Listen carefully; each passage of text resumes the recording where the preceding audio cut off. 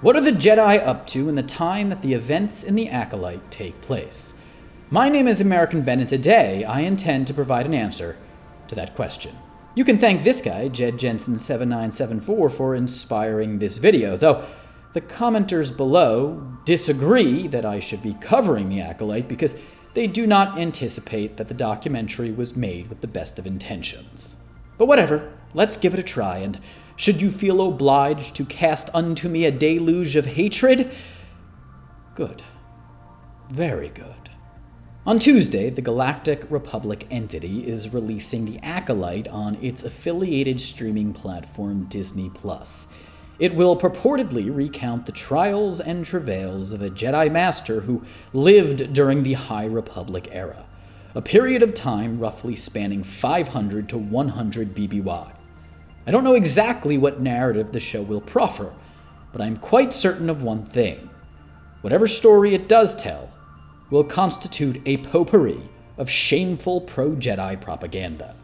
Now, I'm quite aware of the rumors that have circulated about me in times past claiming that I'm surreptitiously pro-Sith. Such vile aspersions are the very reason that I haven't covered events in the galaxy for quite some time, but given that the Jedi are releasing new content that will surely be rife with disinformation, I feel compelled to return to the subject purely as a public service to you, dear viewer. Additionally, I want to affirm that criticizing the Jedi and asking hard questions of them is not akin to being pro-Sith, and I levy a number of criticisms at both sides of the Force. Anyway, with that aside, in order to arm you with the tools to sufficiently combat the pro-Jedi propaganda that the Acolyte will promulgate, I must offer you context as to the time period in which the events in the show take place, namely the aforementioned High Republic era. The High Republic era followed a period of Republican reorganization a la the establishment of the modern Galactic Republic over the course of 500 or so years, which itself followed a brief but wonderful Dark Age that was ushered in with the fall of the Old Republic.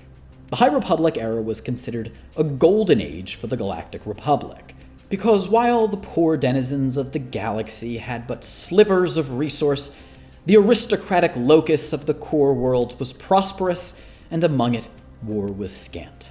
Officially, the Jedi operated independently of the Republic's government, but in truth, the Order was puppet master in Republican politicians to a greater extent than ever before.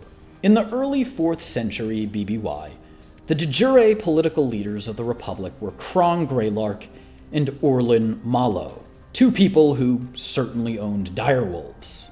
At the behest of the deep state Jedi lobby, these co-chancellors initiated a broad galactic expansion endeavor, the mission putatively owing itself to the purpose of uniting the galaxy and improving communication systems throughout it. Due to the lack of Republican oversight in the Outer Rim, especially at its extremities, piracy was also rampant in the galaxy at the time, which was another reason the Jedi used to convince the Republican government to fund an expansionist movement. In reality, though, there were riches and resources to be exploited in these untapped territories, and the Jedi were eager to get a jump on the nascent hyperspace prospecting rush. Thus, expansion proceeded, and of course, the Jedi Order spearheaded the effort, headmanning the Outer Rim exploration teams. As the High Republic era was a time of peace's prevail and great largesse that saw the Jedi summit the wealth hierarchy, so too was this an age of indulgence, particularly when it came to matters of the Force. Members of the Jedi Order donned golden robes and exercised Force powers unmolested, and though the Jedi Order was concentrated on Coruscant, there were Jedi temples on every major planet in the Republic, and such institutions whelmed the societies within which they were situated with influence. Given the wide dispersion of its members throughout the galaxy, a plethora of break-off Jedi factions formed. For example, a Jedi named Barash Sylvain. Is it just me, or are Star Wars character names starting to sound more and more like they originated in Westeros? But I digress. Sylvain started a movement known as the Barish Vow, which required its members to disencumber themselves of all pursuits save for those concerning the Force. I suspect they did not often bathe. In 382 BBY, the Convocation of the Force was formed, which was an advisory council designed to promote understanding between the various Force religions on Jedha, a desert moon of Na-Jedha, where many Force sects coexisted in harmony. Jedha was thus not only seen as a center of Force power, but as a paragon of peacemaking in the galaxy. At the time, an interplanetary conflict known as the Iram and Erono War was in its throes.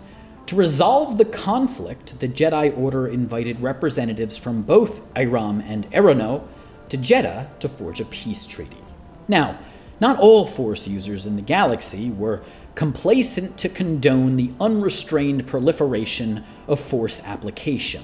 Around this time, a resistance group called the Path of the Open Hand, which was based out of the small Outer Rim planet Dalna, began espousing an anti-Force credo which demanded that usage of the Force be galactically outlawed, as its members were wary of the evils such power could eventually beget upon the galaxy.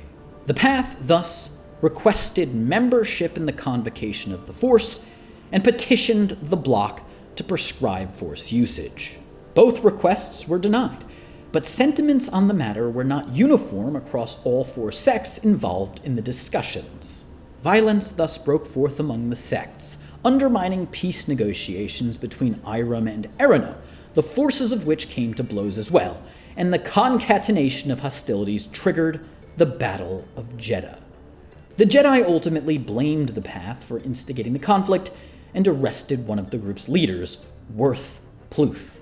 Since the Path was anti-Force proliferation, naturally the Jedi viewed the group as a significant threat and turned the forces of the Republic towards crushing it. The conflict between the Republic and the Path culminated on the Path's home planet of Dalna, where the Jedi waged a campaign of death that crippled the Path, rendering it effectively defunct. This atrocity came to be known as the Night of Sorrow, the victims of which I will hopefully have the chance to memorialize in a future video. Multiple factions formed out of the remnants of the Path of the Open Hand. One such faction was the Nihil, which was founded by Marto Rowe, an Everini and former high-ranking member of the Path. The Nihil, deemed militant anarchist marauders by the Republic, were naturally virulently anti-Jedi, as many Nihil had lived through the genocide on Dalna and believed that the Jedi were trying to restrict freedom in the galaxy. The Jedi spent much of the next 150 years fighting the Nihil in the Outer Rim. The corporate Jedi, with the Republic's backing, were of course far superior to the grassroots-born Nihil. However, the Nihil were able to persist for so long due to their scientific prowess, which, via their revolutionary path engine, permitted them access to special hyperspace routes known as paths that contravened contemporary hyperspace science. These paths enabled the Nihil to traverse hyperspace far more competently than any other faction in the galaxy. Efficient hyperspace travel also allowed the Nihil to operate out of a space station in no space, a hidden area of the galaxy that was highly difficult for the Republic to access. Around the year 230 BBY, upon being importuned by the Jedi, the Republic's leaders dispatched the Republic Defense Coalition Outreach Fleet to limit the Nihil's power in the Outer Rim for good. However, before the Coalition could contain the Nihil's leader at the time, Marchion Ro, deployed another miraculous scientific innovation: storm seeds. Storm seeds were devices that could destroy starships traveling through hyperspace from their area of deployment. Using storm seeds, the Nihil were able to wipe out the Republic Defense Coalition Outreach Fleet and cut off 10 Outer Rim sectors from the rest of the Republic, thus granting the Nihil hegemony over the Outer Rim and preventing the Jedi from attaining absolute power over all galactic beings. The events in the Acolyte commence around 132 BBY, about 100 years after the Nihil purged the Jedi from the Outer Rim, and about 90 years before the birth of Anakin Skywalker. The galaxy in the time of the Acolyte thus remains fragmented, but the Jedi are still dominant and heavily influence the Republic from the shadows. Furthermore, the Nihil may have blocked the Jedi from colonizing the Outer Rim, but they did not curb the Jedi's proliferating Force usage, and we re-enter the galaxy within that pre-Imperial context. The Jedi are out of control. It's a time of peace, it's a time of abundance, and the Jedi are flourishing while the people of the Outer Rim languish in poverty and grow disdainful of the core world government apparatus that has so acutely failed them. Anyway, that does it for this week's Galactic Insider Briefing. I will have more to report in the coming days and weeks. If you found anything I said in today's video to be disagreeable, I invite you to share your thoughts in the comments below. And if you do so, please leave your name and address, as the Imperial Inquisition may come a-knocking. Answer the door. For now, my name is American Ben. Over and out.